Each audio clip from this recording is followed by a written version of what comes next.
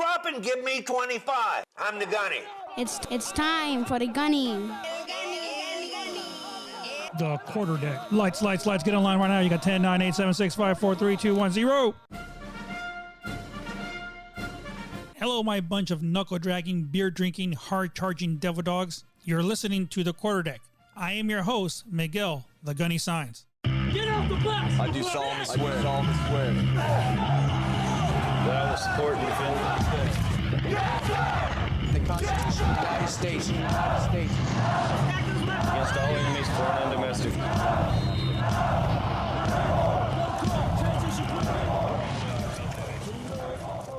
Good morning, good afternoon, and good evening, and welcome to another episode on The Quarter Deck. This week on our episode, we're going to keep reading our book, With the 1st Marine Division in Iraq of 2003, No Greater Friend, No Worst Enemy. Now, last week we talked about how the U.S. was working together with the United Kingdom in getting aerial surveillance and reconnaissance. This week, we're going to talk about how they brought a red cell in for them to talk to and actually be able to go over the plan of the 1st Marine Division and how they're going to attack the Iraqi forces and what the Iraqi forces might do in return. In our hero highlight this week, we're going to take a look at Private First Class William Robert Caddy, a Private First Class, a young Marine, and we're going to take a look at his heroics and what he did in order for him to receive the Congressional Medal of Honor. We're also going to take a look at a couple of traditions that we have in the artillery community regarding, where did the artillery come from? Where was it created? What is the purpose of it? Why is the artillery community known as the King of Battle? We'll take a look at that because in December, we celebrate St. Barbara's Day, the patron saint of artillery. The Quarter Deck. Every year on December 4th, we as a community of artillerymen all around the world celebrate what is known as St. Barbara's Day. That is what we celebrate, and that is because St. Barbara was recognized as the patron saint of field artillery. Now, she's associated with artillery because of her commitment and courage and the qualities of those who have over the centuries served with guns. According to legend, Barbara was a beautiful daughter of a wealthy pagan named Dioscorus, who lived in Nicomedia, Asia Minor around 300 AD. Recognizing her unsurpassed beauty, Dioscorus imprisoned Barbara in a tower during all his frequent and prolonged absences, so whenever he was gone. Even the incarceration could not keep this young, beautiful woman from converting to Christianity. When the pagan Dioscorus learned of Barbara's conversion to her and her refusal to denounce her Christianity, he became very, very enraged and dragged her before the local prefect, who decreed that she be tortured and be beheaded, his own daughter. Dioscorus carried out the sentence with his own sword.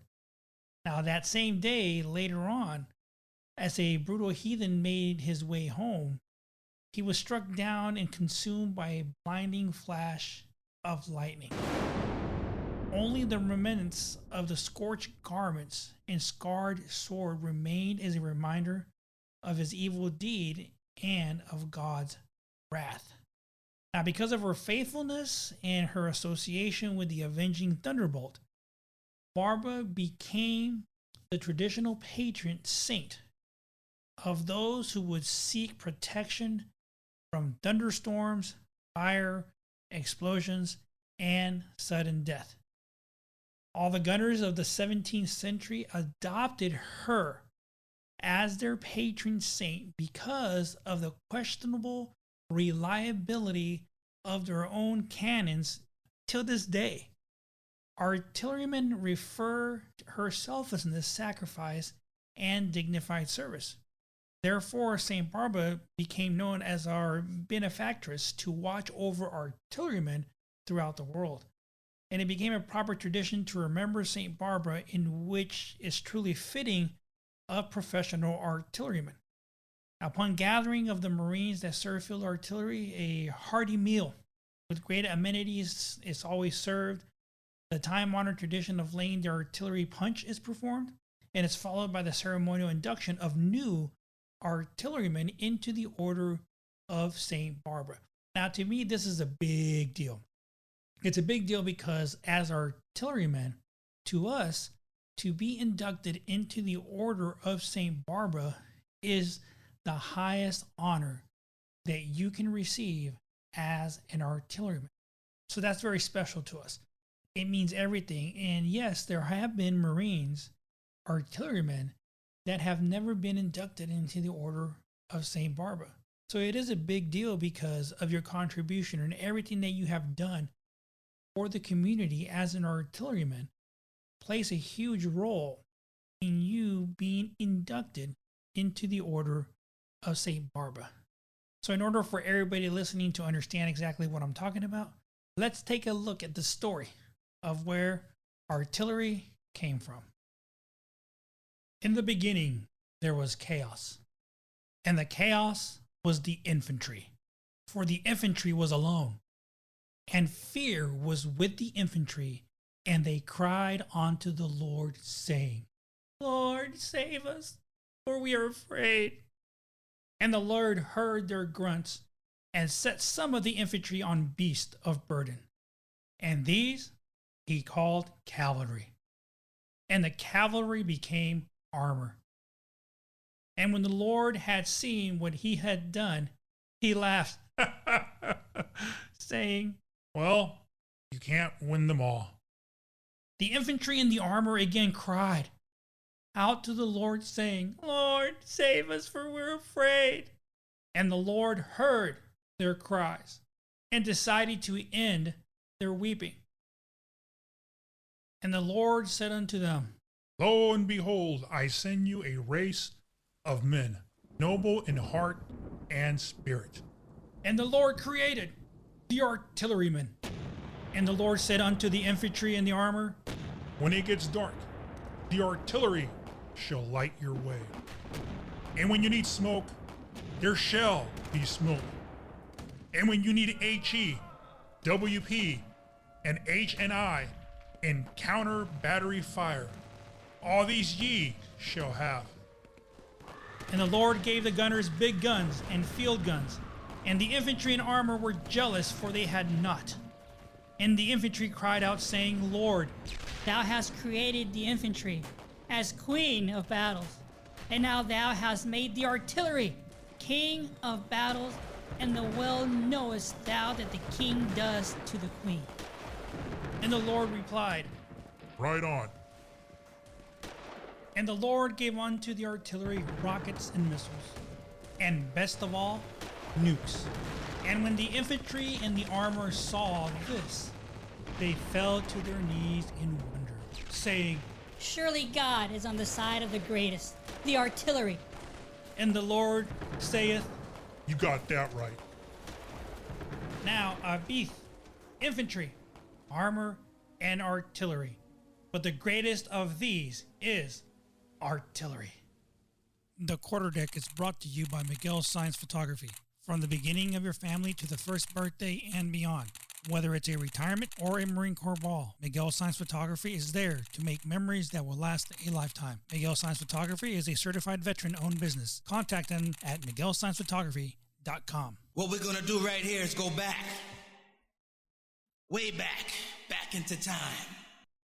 After a lot of collaboration with the United Kingdom and the way that the 1st Marine Division was going to plan its surveillance and gathering all that reconnaissance information, everything was starting to come into play.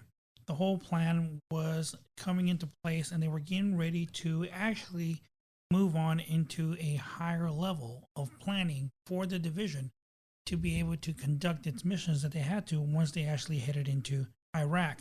In our book, With the 1st Marine Division in Iraq of 2003, No Greater Friend, No Worst Enemy, things are starting to shape up for the division. This week, we're going to look at into the section of the book that's called A Visit by the Red Cell.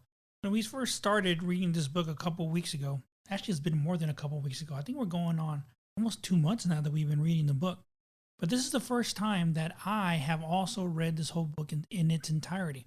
So there's some of the parts and everything that they're talking about in the book that I really, as a level of the ground combat force on the ground, that we never really received a lot of this information that's been going on up in the higher level of the chain of command. So it's always good for me to actually find out what they were doing and how they gathered all the data and the intel that was trickled down to us. You know, the way that I look at it and the way that any service member looks at it, shit always rolls downhill. Whether it's good shit or bad shit, it doesn't matter. It will eventually roll downhill and it will trickle down to the lowest level. So that way everybody is aware of what the plan is and what is actually going on. Because that's the most important thing. You want to make sure that you stay informed. So let's go ahead and continue on with our reading for the week in our book with the 1st Marine Division. On 21 January, 1 MEF provided the division staff the opportunity to sit down with the MCIA-sponsored Red Cell, led by Colonel Dave Larson. The Red Cell team combined Iraq experts from across the intelligence community and brought them to Kuwait to review the division's plan and the enemy's perspective. The division forward staff had the opportunity to discuss the capabilities of the enemy with this team and gain significant understanding of the nature of their regime and the capabilities they would likely employ on the battlefield. The Red Cell's review of the division's scheme of maneuver contained no significant surprises. The Red Cell noted the likely Iraqi use of humanitarian disaster, tactical inundation, and the urban sectoric defense of conventional and parliamentary forces. The picture they painted was of a highly capable and increasingly challenging enemy as the division advanced closer to Baghdad. According to the Red Cell, this enemy would allegedly use integrated fires, flooding, and chemical weapons to add to the challenges already posed by the difficult terrain. This reinforced the division's expectations for a tough, conventional fight, especially closer to Baghdad. The Red Cell and the division staff agreed that the asymmetric defense would be the regime's best strategy and their most likely resource. Parliamentary forces, non-traditional defenses in the urban areas, a scorched earth, policy beginning with the Ramallah oil fields, and the use of chemical weapons might each be attempted. The group noted that the isolated attacks could probably not be stopped, but the regime would have a difficult time sustaining a coordinated asymmetric defense. Sustaining such an effort would require a well-trained force and sophisticated orchestration of effort, capabilities that the Iraqis did not have. The division's no better friend, no worst enemy policy would also seek to remove the motivation for resistance once segments of the population came under division control. Iraqi units were infiltrated and controlled by regime overseers and would not likely capitulate or surrender before U.S. forces were closing on their positions on the ground. For the Iraqi soldiers, it was only when the balance of fear shifted from that of the SSO would do them what the firepower of the Americans might do to them that surrender became an option.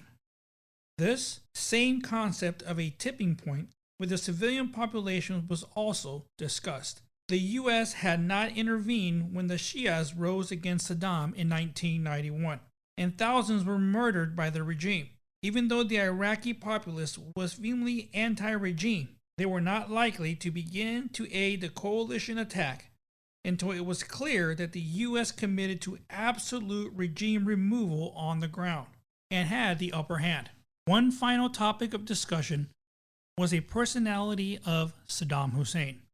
Saddam had kept himself in power by keeping his options open, then making brash decisions when he felt cornered or thought he saw an opportunity. The early use of chemicals will remove his flexibility. Saddam would likely recognize his ability to mass chemical fires for an extra denial effect, making them most effective as a weapon of terror. On the world stage given to Saddam by the international media, the threatened escalation to use of chemical weapons was probably as effective as the weapons themselves. On the battlefield, these weapons would have limited effectiveness against well-trained United States Marines. The Division G2's line of reasoning led to the assessment that it was unlikely that Saddam would use chemical weapons in the opening days of the fight. This was contrary to some other assessments that predicted the use of chemical weapons early and often.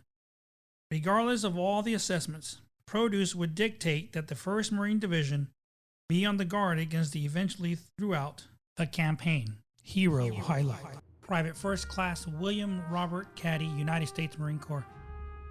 He was only a milkman's helper in civilian life and never became more than a private first class in the Marines. But William Robert Caddy, with just 17 months as a Marine, laid down his life in order that his platoon leader and platoon sergeant might live. His heroic bravery and sacrifice earned him not only the undying admiration and respect of all Marines everywhere, but also the highest military award his country could give, the Medal of Honor. He was the 72nd Marine of World War II to receive this great honor. William Robert Caddy was born on 8 August of 1925 in Quincy, Massachusetts, a part of metropolitan Boston, about 8 miles south. He attended the School of Quincy and succeeded in making the varsity baseball team in high school before he left school after his 2nd year. His remaining time as a civilian he spent as a helper on a milkman's truck. He turned most of his $25 a week pay over to his mother. Inducted into the Marine Corps through the Selective Service System on 27 October 1943, Private Caddy was put on inactive duty until 10 November, the Marine Corps' 168th birthday anniversary, when he was called to active duty. At Marine Corps Recruit Depot, Parris Island, South Carolina, the brand new Marine started out on the right foot by firing a score of 305 with a service rifle to qualify as a sharpshooter. He also received instructions in the use of the Rising submachine gun Browning automatic rifle, M1 carbine, bayonet, and the hand grenade. Following his 10-day recruit furlough, PFC Caddy reported into the Special Weapons Company Group, Base Artillery Battalion at Camp Lejeune, North Carolina, for instruction in the 20mm anti-aircraft gun. Upon the successful completion of the course, in which his rating was good, the brown-haired, blue-eyed Bostonian was assigned to a rifle company in the new 5th Marine Division, which was then forming. His unit was Company I, 3rd Battalion, 28th Marines. After extensive training in North Carolina, the new division shipped overland to San Diego, where on 22 July, PFC Caddy watched the California coast become a thin gray line on the horizon as his transport, the Middleton, headed into the Pacific battlefields. Further training for the big fight ahead was undergone at Hilo, Hawaii, where the 5th Division encamped for 5 months. On 5 January 1945, the medium-built, 5 feet 7 1/2 inches, 139 pounds rifleman boarded an attack transport, the USS Dark, for an island whose name, then unknown to the world, was to become a synonym for uncommon valor, Iwo Jima. Standing against the fanatic opposition which has characterized the Japanese since Tarawa, PFC Caddy went through the fighting on Iwo for 12 days. On 3 March, he, his platoon leader, and his acting platoon sergeant were advancing against shattering Japanese machine gun and small arms fire in an isolated sector. Seeking temporary refuge from the murderous fire, the 3 Marines dropped into a shell hole, where they were immediately pinned down by a well-concealed enemy sniper. After several unsuccessful attempts to advance further, the 19-year-old Marine and his lieutenant engaged in a furious hand grenade battle with the defending Japanese. When an enemy missile landed in the hole, PFC Caddy immediately covered it with his body and absorbed the deadly fragments. The Medal of Honor was presented to his mother at ceremonies in the Montclair School lawn, which the Marine had formerly attended, on 8 September 1946 by Rear Admiral Morton L. Deyo, Commandant of the 1st Naval District. Among those present were the Lieutenant Governor of Massachusetts, the Mayor of Quincy, and the United States Congressman from the district. Private First Class Caddy was initially buried in the 5th Marine Division Cemetery on Iwo Jima, and was later re-entered into the U.S. National Cemetery at Honolulu, Hawaii in 1948. The quarterdeck. Private First Class William Robert Caddy, another great Marine that did outstanding things throughout his career in the Marine Corps. Now, even though he only spent a short amount of time that he spent in the Marine Corps, 17 months as a United States Marine, he laid down his life in order to save other Marines to his left and to his right. That just goes back to show the things that Marines are capable of doing to take care of those individuals next to them, no matter where they came from, what color, what race, anything. It does not matter. It's your brother, your sister laying there, and you will always take care of them. And he is another great Marine that put that saying to the test and obviously gave his life in order for others to make sure that they were able to come back home. With our book with the 1st Marine Division in Iraq of 2003, we're starting to move along a little bit more now with that red cell that came in to actually discuss the planning of how they're going to move into Iraq all the way to go to Baghdad, and how the units from Iraq are possibly going to increase as far as being more difficult to get through the closer that the division is getting into Baghdad. Now, next week we talked about that we're going to move into talking about how they started working a little bit more with the United Kingdom to make sure that all these plans actually happen, and they happen in the way that the division is planning for all these to occur. And lastly, just a short little trip for all of you that really have no idea or understanding what St. Barbara is about in the artillery community. I hope that you were able to understand our little story. Now, in all fun and games, the artillery community makes fun of every other MOS or job occupation in the Marine Corps. And by no means are my feelings that I hate or I think that the infantry or the armor, the tanks are beneath artillery, but we are the king. That's the way that I see it. We are the king of battle. No harsh feelings to all my infantrymen that are out there. I'm sorry that you're the queen, but the king is the ruler of all worlds. And never forget, though, the artillery will be there to support any unit that is out there, no matter what, to make sure that we accomplish the mission and we all come back home. So until next week, this is Miguel the Gunny Signs, sounding Liberty Call. Get out the bus! I do solemnly swear. That I will support and defend the Constitution of the United States